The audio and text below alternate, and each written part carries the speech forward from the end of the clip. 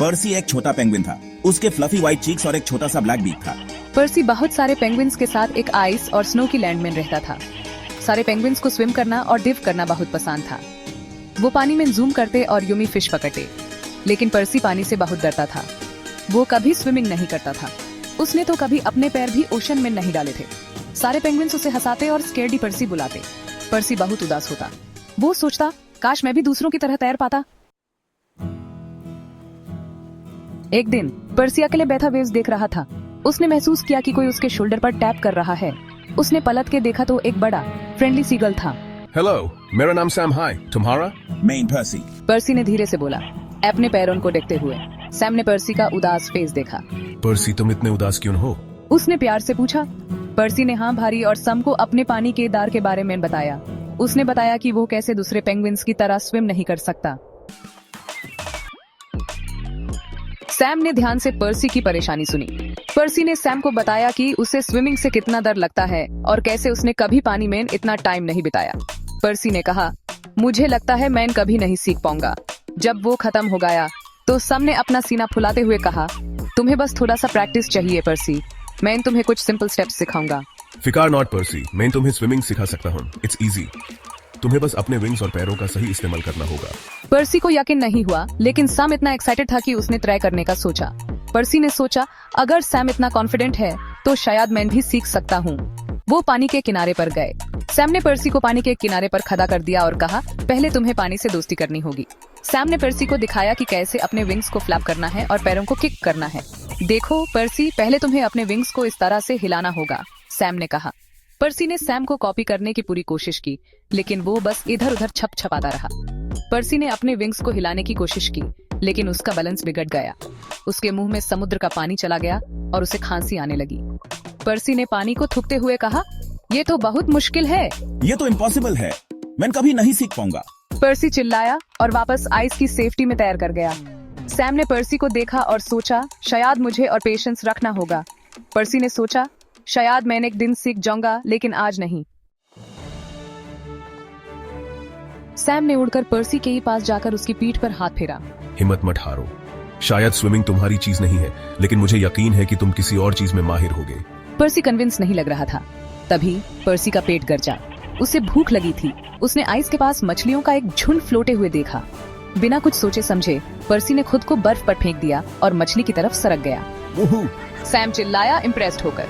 पर्सी को एहसास हुआ कि वह अपने पेट के बल बर्फ पर बहुत फास्टेस्टी से फिसल रहा है। पर्सी बर्फ पर जूम करता हुआ पलक झपकते ही मछली तक पहुंच गया। उसकी फास्टेस्टी और फुर्ती देखकर सभी पेंगुइन्स हैरान रह गए। पर्सी ने अपनी इस अद्भुत क्षमता का भरपूर फायदा उठाने का सोचा। इससे पर्सी को एक आइडिया आया। उसने सोचा कि क्यों न अपनी इस फास्टेस्टी का इस्तेमाल करके कुछ मजेदार किया जाए। पर्सी ने अपने दोस्तों के साथ एक रोमांचक रेस की योजना बनाई। हे सैम, चलो रेस करते हैं। तुम उड़ो और मैं अपने पेट के बल स्लाइडूंगा, पर्सी ने उत्साह से कहा। सैम ने भी इस चुनौती को स्वीकार कर लिया और दोनों ने अपनी अपनी तैयारियां शुरू कर दी। सैम को यह आइडिया बहुत पसंद आया। उसने सोचा कि यह रेस बहुत मजेदार होगी और दोनों ने मिलकर रेस के लिए एक परफेक्ट जगह चुनी। उन्होंने एक बड़े से आइसबर्ग तक जाने और वापस आने की रेस लगाने का फैसला किया। यह आइसबर्ग बहुत दूर था और वहां तक रीचने के लिए उन्हें अपनी पूरी ताकत और फुर्ती का इस्तेमाल करना था। रेडी स्टेडी गो! पर्सी और सैम ने एक साथ चिल्लाया और दोनों ने अपनी अपनी पोजीशन से दौड़ना शुरू कर दिया। पर्सी चिल्लाया। सैम हवा में उड़ गया, जबकि पर्सी ने खुद को बर्फ पर एक जोरदार धक्के के साथ लॉन्च किया। दोनों ने अपनी अपनी गति से दौड़ना शुरू किया और सभी पेंगुइन्स ने उन्हें चीर किया। वह एक फरी टॉर्पीडो की तरह बर्फ पर स्लाइडता हुआ चला गया। पर्सी की गति देखकर सभी पेंगुइन्स दंग रह गए। वह इतनी फास्टेस्टी से फिसल रहा था कि मानो बर्फ पर उड़ रहा हो। सैम फास्टेस्टी से उड़ रहा था, लेकिन पर्सी आश्चर्यजनक रूप से अपने पेट के बल तेज था। दोनों के बीच की यह रेस बहुत ही रोमांचक और दिलचस्प हो गई थी। सभी पेंगुइन्स ने इस अद्भुत रेस का आनंद लिया और चीरिंग करते रहे।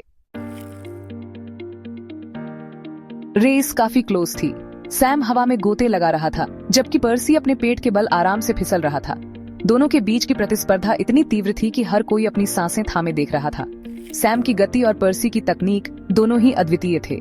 सैम ने अपनी विंग्सों की ताकत से हवा में छलांग लगाई, जबकि पर्सी ने बर्फ पर अपनी गति बनाए रखी। यह देखना वाकई रोमांचक था कि कौन पहले फिनिश लाइन तक पहुंचेगा। जैसे ही वे फिनिश लाइन के पास रीच डे, पर्सी को अचानक एक डेयरिंग आइडिया आया। उसने सोचा कि क्यों ना कुछ अलग किया जाए। उसने अपने दिमाग में एक योजना बनाई और उसे अमल में लाने का फैसला किया। सैम अभी भी हवा में था और पर्सी ने अपनी योजना को अंजाम देने का सही समय सौ। बर्फ के किनारे पर रुकने की बजाय उसने सीधे पानी में स्लाइडने का फैसला किया। पर्सी ने अपनी सांस रोकी और अपनी आंखें बंद कर ली जैसे ही वह बर्फ से स्लाइड कर समुद्र में वेंट। यह एक साहसिक कदम था और उसने इसे बिना किसी हिचकिचाहट के किया। पानी में जाते ही उसे एक नई दुनिया का अनुभव हुआ। एक पल के लिए उसे डर लगा। पानी की ठंडक और गहराई ने उसे थोड़ा असहज कर दिया। उसने सोचा कि क्या उसने सही फैसला लिया है, लेकिन फिर उसने खुद को शांत किया और अपने चारों ओर सौ। उसे एहसास हुआ कि यह डर केवल अस्थायी था। फिर उसे एहसास हुआ कि वह पानी पर तैर रहा है। उसने अपने शरीर को आराम दिया और पानी की सतह पर फ्लोटने लगा। यह एक अद्भुत अनुभव था और उसने इसका पूरा आनंद लिया। उसने महसूस किया कि पानी में फ्लोटना उतना मुश्किल नहीं था जितना उसने सोचा था। उसने अपनी आंखें खोली और देखा कि सैम उसके ऊपर मनस्कैरदा रहा है और अपने पंख फड़फड़ा रहा है। सैम ने भी पर्सी की साहसिकता को देखा और उसकी प्रशंसा की। दोनों ने एक दूसरे की ओर देखा और मुस्कुराए। यह एक ऐसा क्षण था जिसे वे दोनों हमेशा याद रखेंगे। तुमने कर दिखाया पर्सी, तुम पानी में फिसल गए। पर्सी खुद पर बहुत प्राउड था। उसने आखिरकार अपने डर पर विजय प्राप्त कर ली थी। भले ही यह उस तरीके से नहीं हुआ जिसकी उसे उम्मीद थी। उसे अपनी खुद की यूनिक टैलेंट का पता चल गया था।